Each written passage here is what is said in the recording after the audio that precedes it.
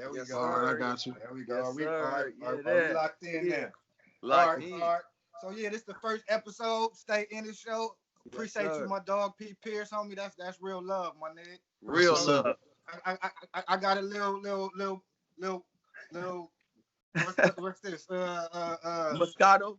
Nah, the little champagne with the orange juice. You know, All right, you Your started mouth. early. mimosa. I Okay. got the mimosa. You know what I mean? That's right. That's real Inglewood fancy right there. So we so, so we saluting. But yeah, let's go. Let's go. Yeah, man. You having that paper? So yeah, man. So hey, Paul, man, tell me this, man. How was it growing up in Inglewood, man? Like, you know what I mean? Like, how was that to you coming up, man, as a young kid? Let me tell you something, man. Really, a lot of people didn't know I was born in Oakland, and then I moved to the Wood when I was like 10 years old. Yeah. I wasn't even in the hoop then. I was playing football and baseball. But when I got to the Wood, it was like everybody hooped in the Wood. And it Right. going to the parks on the weekend, hopping the gate, going to the old school grounds, Yeah, Hutno, yeah. going to Rogers and stuff. It really shaped me to who I am today. Growing up, it was a lot of pressures on the streets, and you had to be tough, dude. You know what I'm saying? Going up Right. to Rogers on Monday nights hooping, and going to Darby and hooping. You got to be tough Right. and to hoop Right. there because anybody couldn't hoop up there. My whole life was kind of like surrounded around sports because my brothers played sports. And so when I was taller than everybody, and it was like almost like pressure to hoop, so Right. you didn't want to Right. be that tall garbage, that garbage nigga in the hood. Not in the town, not in the city. Yep. And so Yep. the Wood really shaped me, from catching the bus, and I think I got into a fight pretty much like every week catching the Manchester bus to Crenshaw Oh because yeah. I grew up on both sides of the Wood. I started off on I used to live off of Manchester Inglewood Avenue over there by the Carl's Jr. Right. And Right. then I moved over to Inglewood and the other side of Inglewood. I was supposed to go to Morningside because I lived off of 118th and Crenshaw over there at Crenshaw and Imperial area. A monarch, huh? But Pat Roy came through. Yeah. Roy. So he kept me over there, but it really shaped me just from growing up in the tough streets. A lot of influence through gangs and drugs and fighting every day, and it just made me. It made you tough. You had to be a man, dude, straight up. Right. It was just me and my mom. I got two older brothers, but they way older. But, they was already out the house. They like older. They like 10 years and 15 years older than me. So it was really just me and moms. Right. And Right. so, the streets really like shaped me to being who I am and being the hooper I ended up being.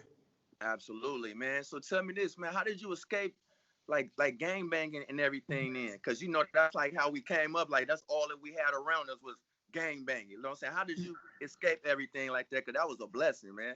Yeah. You know what? As I got better at hoop, because as a young black kid growing up in the inner city, you really don't have them examples and them role models who you look to and be like, I want to be like that. It wasn't like I didn't have my dad around, and it wasn't like I saw black doctors or black It whatever wasn't just them scientists or examples.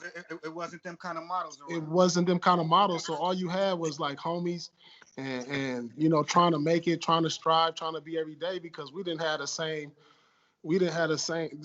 advantages as everybody at getting jobs and seeing people make it as a black youth. And so, Right. a lot of us fell into gangs and trying to make it on our own, selling drugs and stuff. And I saw that.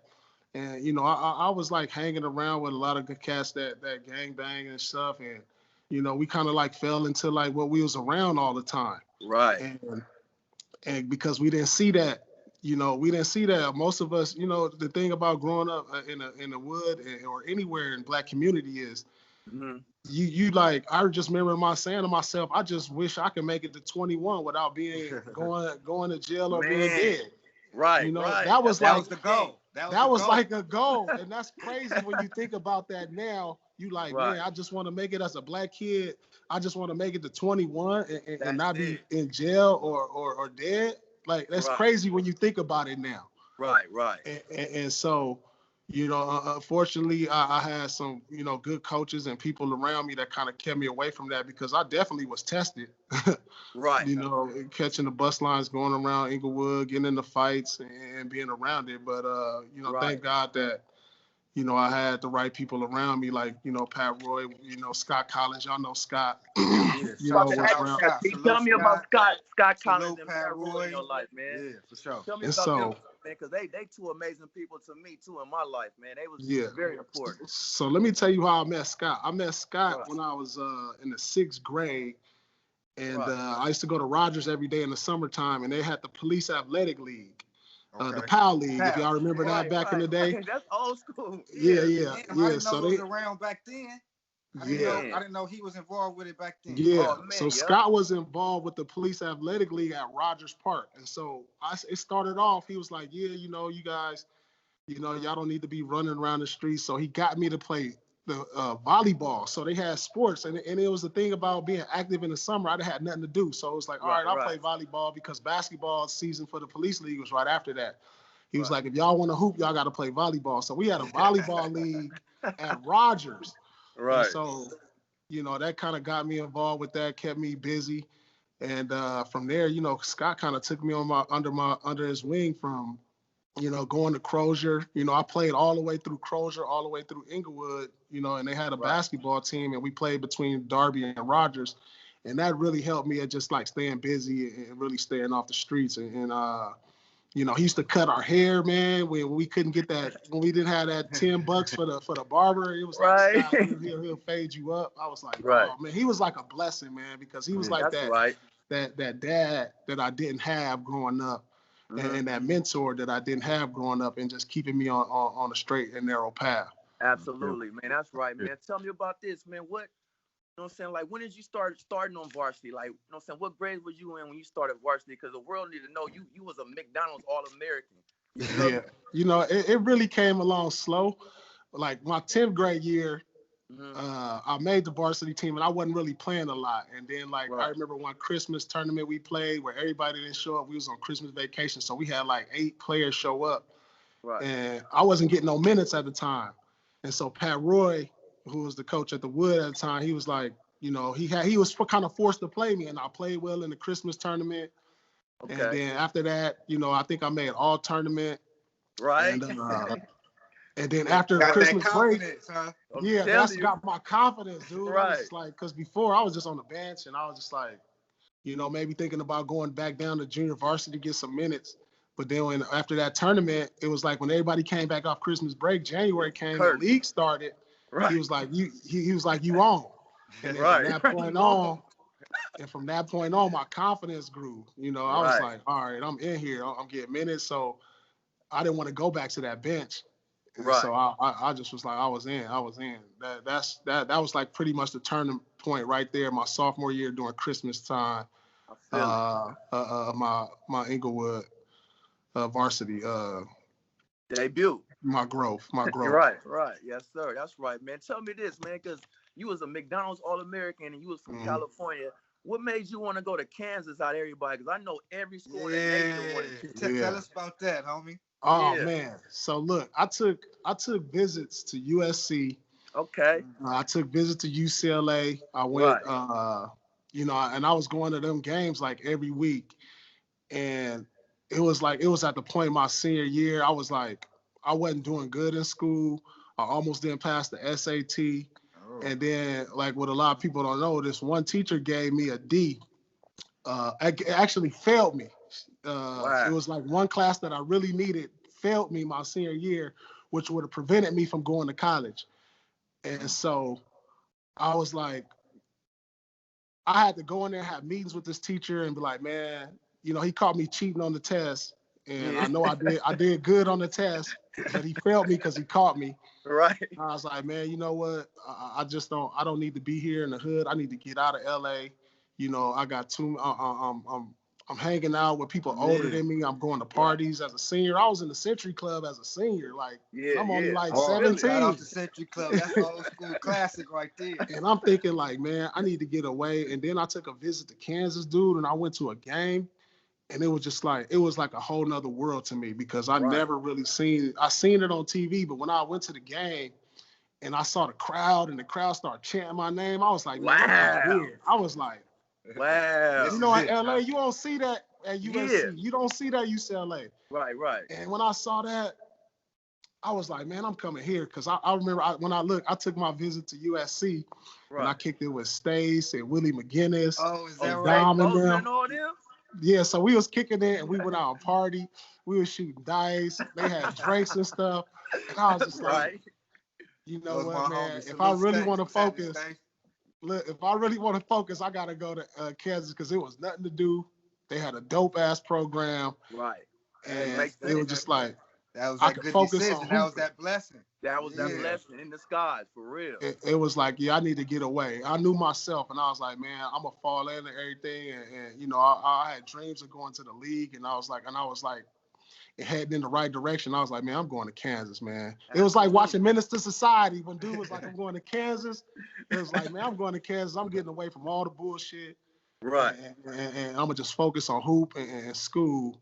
And I didn't even come home during the summer. I came home to see moms for like a week, and I was right back out because I knew that the influence that was around me, I could have really, really get caught up into it.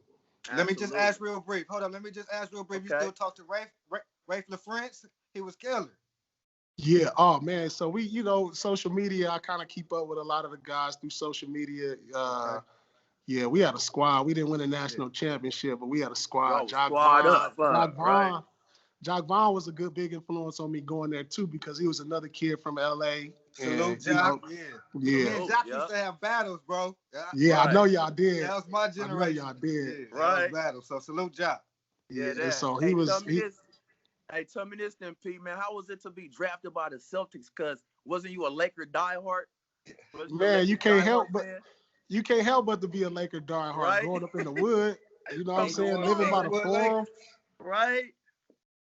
Dude, when I got drafted, because the thing is, I never even worked out for the Celtics. I was like, what? You know, I thought I was gonna go to Vancouver, the number 2 pick.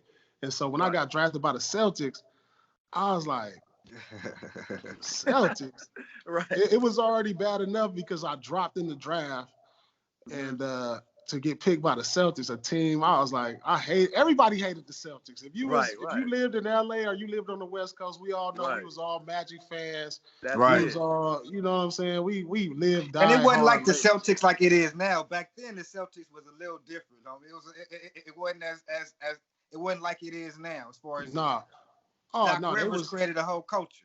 Yeah, he sure did. But the thing is that people don't talk about, it really was like, it was like a black and white thing too. Because, you know, the Celtics had all the tough white dudes who was hooping. And then LA had the flashy Magic. Right. It was like, okay, it was more like, it was Celtics Lakers, but it was just like, nah, it's black against white and we ain't gonna let the white boys beat us. Like, you know, in the back of our head, we thought that. Right. You know what I'm saying? We did. But then you had this cold ass white boy, Larry Bird, who was killing. Larry Joe Bird. Gotta respect. You couldn't even fight it. You had to give him his due. Right. And so, you know, that's what made me like really into the league. Like watching the league, that rivalry was sick. It was like East, West, Bird, Magic. It couldn't get no better because at the time, them two was the best 2 players in the league. Like Magic get MVP one year. Bird get MVP the next year. Lakes win it next year. Celtics win it the next. It was like, it was crazy in that. So when I got drafted by the Celtics, I was like, man, this is weak. But then when I got there and I got to see like the culture and I got to see like the tradition, I saw the banners. I saw Red Auerbach. I was meeting Bill Russell. I was like, man, that's motivation. They got some real history up here that I didn't really know about. Right. And every time Red came in, he's smoking a cigar in the locker room. He didn't give a damn. He was like, you know, this is what it is. He's a boss, huh? Yeah. And so it was that like second blessing in disguise. That Kansas first one, and now the Celtics. So it was truly a blessing. The truth come about, man? How did that come out, man? The truth, man. So the truth came about. Incredible, right there. The truth.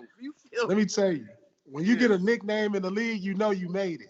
Right. So straight up, when you get a nickname, everybody don't get a nickname, dog. That part. So, say that there. It came when I came to the Staples because I knew I had to show out every time I came to the Staples. It was home. It was like, and I had to show out. So I dropped like 40. I think I had like 42 on Cove and Shaq. And he was like, after the game, he was like, dude, I knew he was good. But Shaq was like, in these exact words, he was like, that motherfucker's the truth. Wow. And so the next day in the Boston paper, it was like the truth like prevails in LA. Right. So that's and how then it came out. And when Shaq give it to you, if Shaq give you something, it's stamped. It's stamped. Like you can't speak over Shaq. Right. At the time, he was dominant. You know, he was like the godfather of the league. For real. So he blessed me with that. Yes, sir. And dude, once he said that, and everybody started calling me Truth, man, that took my confidence to a whole nother level. I was like, okay, shit, I got Shaq calling me the Truth. I got to live up to it. You got to live up to it. What was really some Inglewood shit though, homie? Off top, I gotta speak on, bro. When you was like, nah, not bank. I didn't hit bank. This game. I didn't say bank. Game. Right. Talk to him. That was a bar, homie. So salute that. Hey, dude. No, but listen, I still got kids come up to me today and they say that. But dude, it was Chris Broussard, and he was like, I felt like he was really trying to assault me by asking me that, right? It was like, this ain't my first rodeo. You know who I am. Yeah, you know what I be doing down the stretch. Yeah, that. It was like, did you call bank? And if you look at the interview, I looked at him like hey, if you don't knock it off. Game. Then I walked off. That was Rogers Park. That was Rogers Park. Yeah, I was like, you know, when you hit the park and you hit that game, you be like, game. That's like, that's game. Yeah, what you mean? It don't matter how it go in, right? Right. Yeah. That part, man. Tell me this then, Pete, man. Like speaking about the players in the NBA, who was your toughest competition in your mind, in your eyes, bro? Who was your toughest competition? Ooh, man, that's a good one, dude. Man, shit. It like in my era, it was so many tough wingmen because you gotta understand when I came in, you still had Grant Hill at his peak. Penny Hardaway was there. And then you had all the young cats who was like Vince, Tracy McGrady. Right. And then you still had like Jamal Mashburn. It was like Glenn Robinson, Big Dog. So it was just like, when I look at the schedule, it was like, man, every night I got, and then Cole, we didn't even say Cole, like Cole. Right. The late great. A young Cole. It was just like, I felt like every night that every night was like I had to match up with somebody who was like either gonna be a Hall of Famer or an All-Star or damn near close to it. Right. And then a few years later, you got LeBron, Melo, Wade, they come in. But my toughest matchup, man, oh man, I'm gonna say shit. It's like you don't want to like slap nobody in the face by not saying their name. Not saying their name. Right. I'm gonna tell you. All right, I'll tell you this. Melo was the toughest two guard. Like as far as like all them other cats, they was like more finesse, like Vince and Tracy. But Melo, he gonna try to go through your chest. He aggressive. He throwing elbows. You couldn't get no rest on him. At least when you guard like LeBron, if he off with his J, you know, he ain't putting no physical punishment on you. But Melo put a lot of physical punishment on you when he beats you. You like McGrady, Vince, Cole, they gonna go by you. They gonna get alley-oops. They gonna shoot threes. Dude gonna go right through you to get his. And that's why I'm gonna say Melo, because I always felt I felt it in my chest. It felt like he took it personal when I matched up with him. Like, you know, other guys were skilled and they did all this stuff, but Melo gonna he gonna give it to you and you gonna feel it too. You gonna feel it too. That's so bored, man. After all the basketball, man, like, no, saying just coming from where you came from and your long journey, how does it feel to know you about to be a first ballot Hall of Famer, bro? That's a question, bro. You know what, man? I'm truly like, that's a testament of like the hard work I put in. Yes, sir. You know, the city that really built me to who I am, that gave me this mentality. You know, that's a true honor. That's like the end of the story right there. That's the end of the book. Right. That, you know, and hopefully I could be an inspiration that kids that come from Inglewood that look that, you know, that if you work hard and you follow your dreams and absolutely, you know, that I could be an inspiration that like we can make it to the top, you know. And you know, unfortunately I stayed away from injury. I didn't get that bad injury that derails a lot of great players. But to have my name enshrined in the Hall of Fame. It's just like the end of that book, the end of the story. And hopefully it can be an inspiration to a lot of kids that come from where I come from.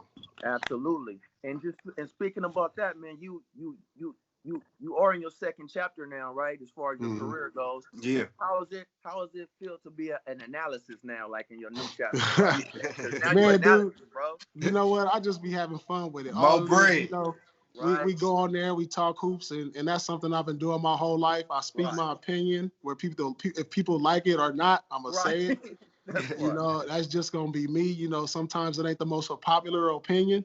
That's the Inglewood in you, though. You gotta keep it. You gotta keep it Ingles. You know, everybody know me that I ain't nothing fake about this. I'm gonna say how I feel.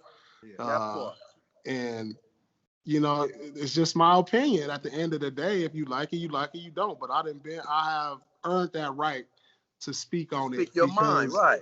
To based on my experience and what I've given to this game.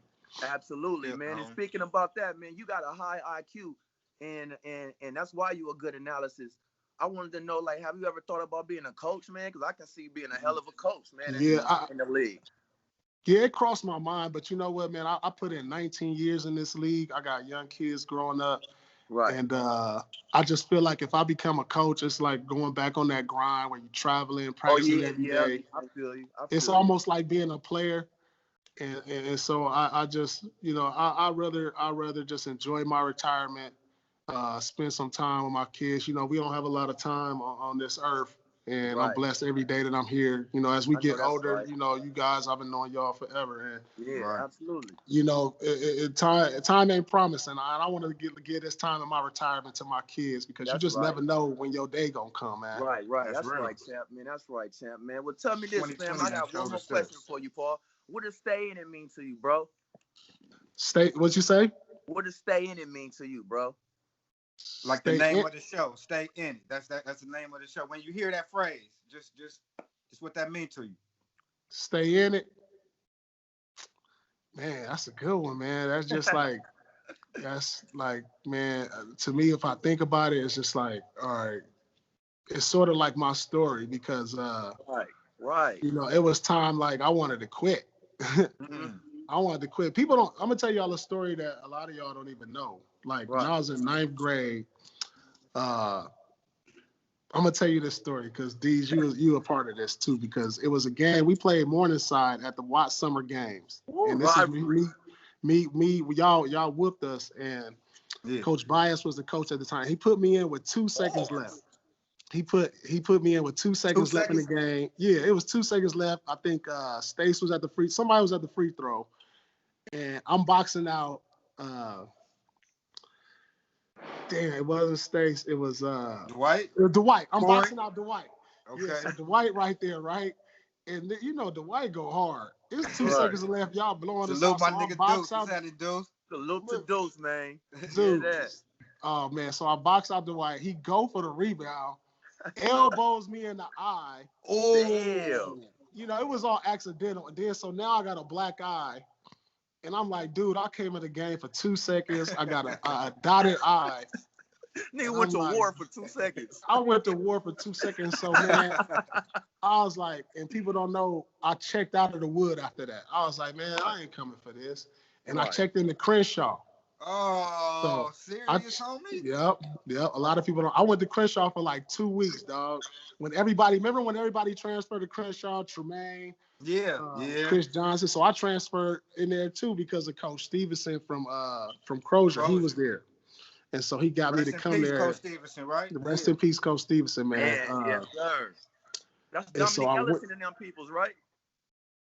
Coach Stevenson from Crozier. Right. Yeah, absolutely. Yeah. And so I check in to Crenshaw for 2 weeks, and I just remember like I didn't know nobody, and you know it was like 1,000 kids in the gym for tryouts. And I was like, man, they don't even know who I am. I'm a sophomore. They got all these cats in here. So I went there for 2 weeks, let alone the bus stop was lit. Oh my God. So like I remember after the bus stop, just after they riding down on low riders, I'm the tallest out there. You know, they like, like, and I'm ducking my head. I'm ducking my head because, I might get pointed out. They might jump out. And I was like, man, I can't do this. A little different. Right. A little Time different. to come back home, champ. So I was like, you know what? I checked back into the wood. I was like, I checked back. And it's been salute ever since. Yeah, It's been salute ever since. And man. The story I get from this is my mom was like, just because you go to one side, the grass ain't always greener. We hear that statement all the time. That don't mean stuff don't get better. So, you got to go where, this is your foundation here in Inglewood. Right. And, it ain't just because you go somewhere else, that don't mean they're going to give you something. You got to work at it. And so if you don't play at Inglewood, you got to work at it. And I was just like, and so in saying all that, it was just like more like staying in it. You got to stay in it. There you go, man. Say that. And so, I went back, grinded it out, got my opportunity, and the rest is history. That's right, man. I'm so blessed to even know you, but I'm also blessed to even know about your story, man. And I want to say thank you for coming on the Stay in the podcast. Salute to Paul Pierce and my boy Deez, both of my big bros, man. It's Inglewood for life. And I'm man. Y'all, man. You already know, man. It's all salute, bro. Maybe when this COVID died down or when it get a little better, man, we can do this face to face. But yes, sir. That's love, man. When this died down, we can do face to face, have a drink or something, man. That's right, man. Yes, man, yes, peace and blessings to y'all, man. Keep God first, man. We gonna win that way. All day, man. Hey, y'all stay safe out here, man. It's all Inglewood love. Inglewood love, man. Appreciate Salute. you, bro. All right, y'all. Gone. Out.